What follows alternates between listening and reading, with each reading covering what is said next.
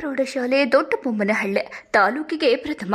ಚಿಂತಾಮಣಿ ತಾಲೂಕು ಕಸವ ಹೋಬಳಿ ದೊಡ್ಡಬೊಮ್ಮನಹಳ್ಳಿ ಸರ್ಕಾರಿ ಪ್ರೌಢಶಾಲೆಯಲ್ಲಿ 2025-26ನೇ ಸಾಲಿನ ಎಸ್ಎಸ್ಎಲ್ಸಿ ಪರೀಕ್ಷೆ 1ರ ಫಲಿತಾಂಶ ಬಂದಿದ್ದು 24 ವಿದ್ಯಾರ್ಥಿಗಳು ಪರೀಕ್ಷೆಗೆ ಹಾಜರಾಗಿ 24 ವಿದ್ಯಾರ್ಥಿಗಳು ಉತ್ತೀರ್ಣರಾಗಿರುತ್ತಾರೆ. ಆದ್ದರಿಂದ ಶಾಲೆಯು 100ಕ್ಕೆ 100ರಷ್ಟು ಫಲಿತಾಂಶ ಸಾಧಿಸಿದ್ದು, ತಾಲೂಕಿನಲ್ಲಿ ಸರ್ಕಾರಿ ಪ್ರೌಢಶಾಲೆಗಳ ಪೈಕಿ ನಮ್ಮ ಶಾಲೆಯೇ ಪ್ರಥಮ ಶಾಲೆ ಎಂದು ಮುಖ್ಯೋಪಾಧ್ಯಾಯರು ಪತ್ರಕರ್ತರೊಂದಿಗೆ ತಮ್ಮ ಅಭಿಪ್ರಾಯವನ್ನ ಹಂಚಿಕೊಂಡರು.